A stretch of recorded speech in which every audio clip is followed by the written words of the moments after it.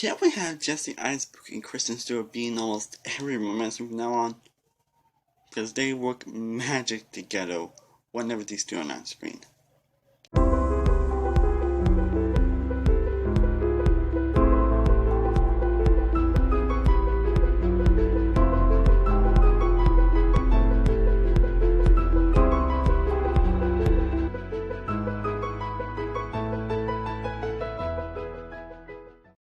Go on guys, this is Samuel Oneworld from Samuel Oneworld Reviews, and today I'm here to review Cafe Society.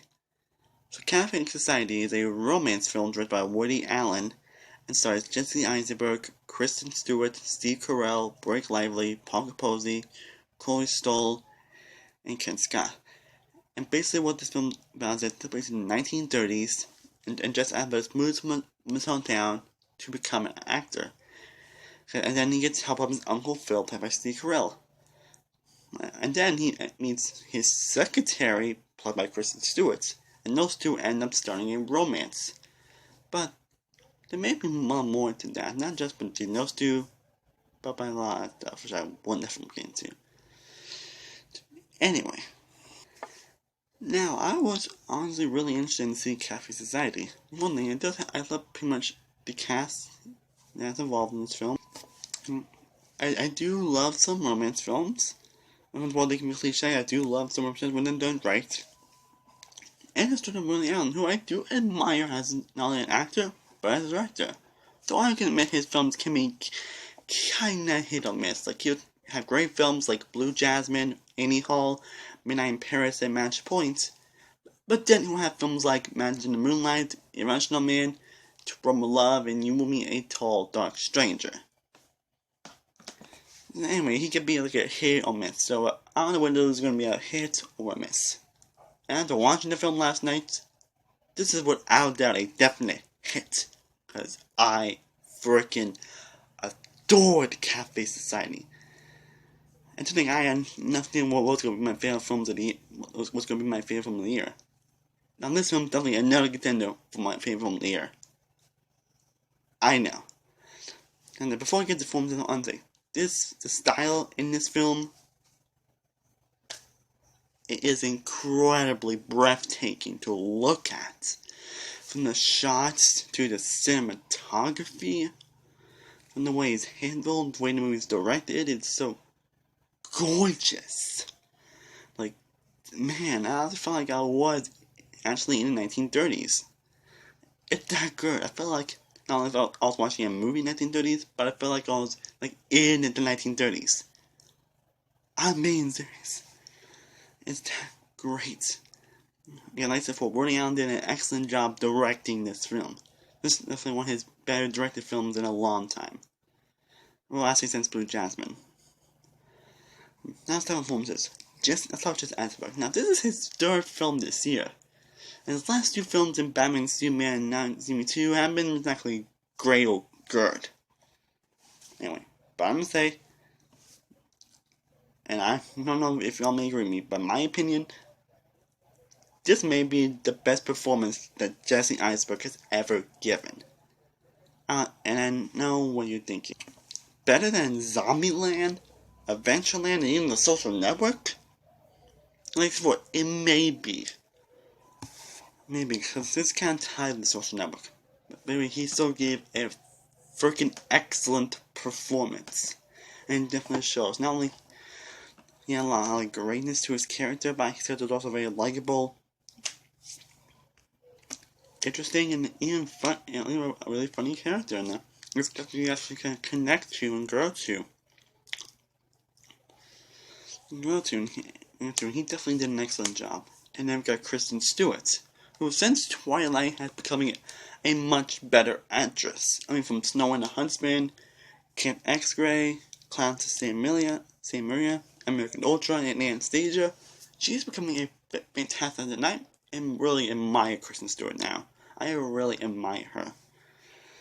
And honestly, this actually is the best performance Kristen Stewart has given this far. I'm serious.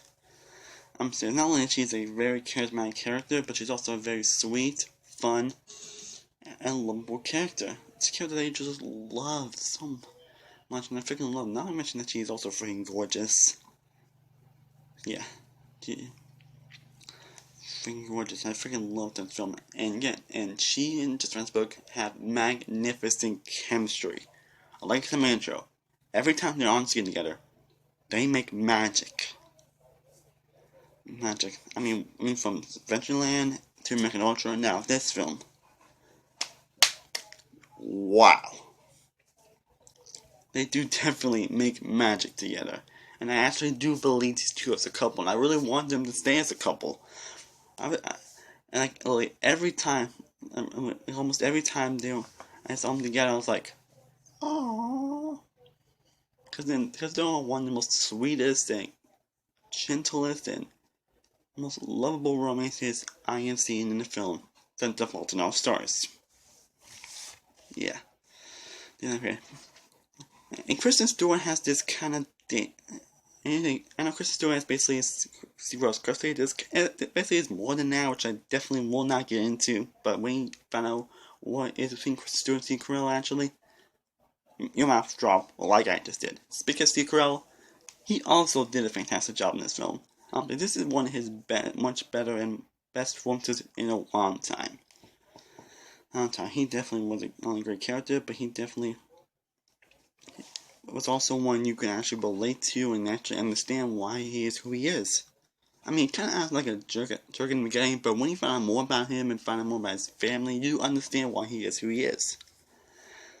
And Blake Lively is also great. She's not, that Blake Lively's not in the film all that much, but in the scene she was in, she was fantastic. Parker Posey's great, Scal's great, and Corey Stoll is also really fantastic. He plays just Iceberg's brother in the film. He was entertaining. It was very entertaining. And Roy Allen did a great job narrating the film, and pretty much all the other performances were fantastic. There was not one performance that was really like, huh? Well, that's not good. Pretty much everyone was on their A game. Everyone was on their A game, and that's great. Like I said before, what really sells this film is, again, the great romance between Jesse Eisenberg and Kristen Stewart. They are the best part about this film. Because you actually believe these two are in a romance.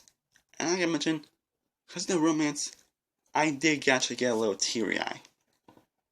Yeah, I actually teared up a little bit because of the romance, because how great and believable it was. Yeah. And I was quite a little on the ending, which I'll talk about in a little bit. And some there's a lot of his great romantic elements. I mean, you can't have a great romance film without having the actual romance be believable. I mean, how we had that with The Choice later this year. The romance wasn't believable one bit. And we also had some very unique dramatic elements that were really having very glued to the screen, glued to what was going on. And surprisingly, this movie also had some very, very entertaining elements as well. The movie is also pretty funny. I'm not supposed to laugh this much, but I really laughed a lot throughout this film. And whether it was due to the brother, the romance, or even just Iceberg's parents. Film of some involving Steve Carell. I was really laughing a lot throughout this film. I really was. The movie handled all the romantic, dramatic comedic elements really well. But actually, the ending, which I will not get into. The ending, wow. I also want to let you know, this is not your typical romance film. It does have thick romance cliches. I mean, it's hard to make a romance film that's cliched.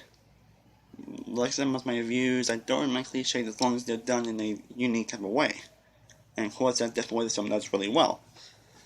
And it also does a few new interesting things that I really appreciated and like, and also did not see coming. Like I said, with the Kristen Stewart and Steve Carell thing, which I again won't get into.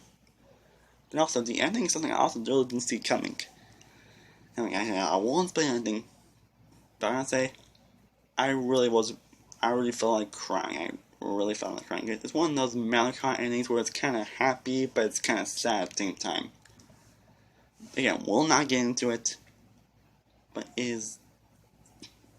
I'm very happy and sad, and I really like it. A lot of people thought it was kind of abrupt, but honestly, I didn't mind it at all. And I really did like the ending to this film. Overall, I absolutely adored this film. Cafe Society is one of my, if not one, my favorite film of the year.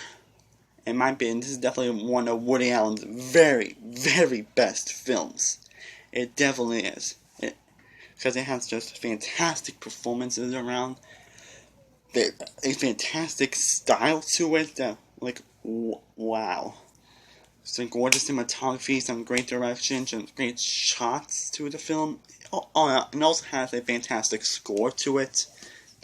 But that is so very 1930s vibe, which I really loved. Love it. Just like Chris Stewart once again, fantastic. Again, why can't it be in almost every romance from now on? Seriously. Because they work magic every time on screen. Them also has some great dramatic elements, romantic elements, and very good comedic and entertaining elements to it. It has a very unique tone to it, and overall, an very amazing and excellent film. Like before, it is one of my favorite, if not my favorite film of the year. And I'm telling you guys, go check out the Cafe Society. Even if you're not a big fan of romance, and even just like, oh my god, I hate romance films. Even if you hate romance films, I will still recommend checking this out. Because it may actually surprise you like it did to me. Like, I expect to love this movie this much. I expect to love it, but not this much. I'm telling you guys, go check Cafe Society out.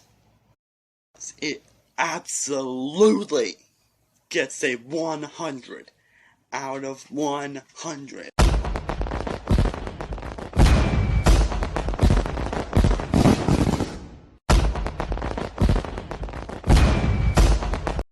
Guys, that's my review of Cafe Society. If you have seen Cafe Society, what did you think of it? Also, what is your favorite and or least favorite Woody Allen film? Comment below and let me know. As later tonight, as Monday and Friday, I'll continue my top 10 best and worst on my Disney Channel, Cartoon Network, and Nickelodeon characters.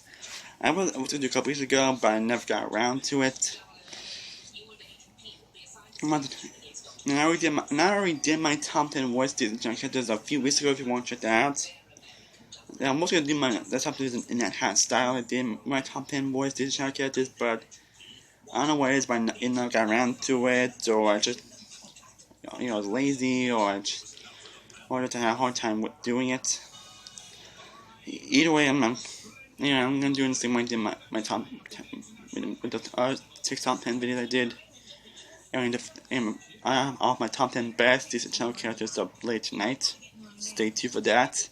I have a lot more movie reviews I'll be doing this week. Stay tuned as I have reviews for Mogan, Florence Foster Jenkins, Kubo and the Two Strings, and Sing Street. So stay tuned for those views. And as always, if you like this video, please like, share, and subscribe.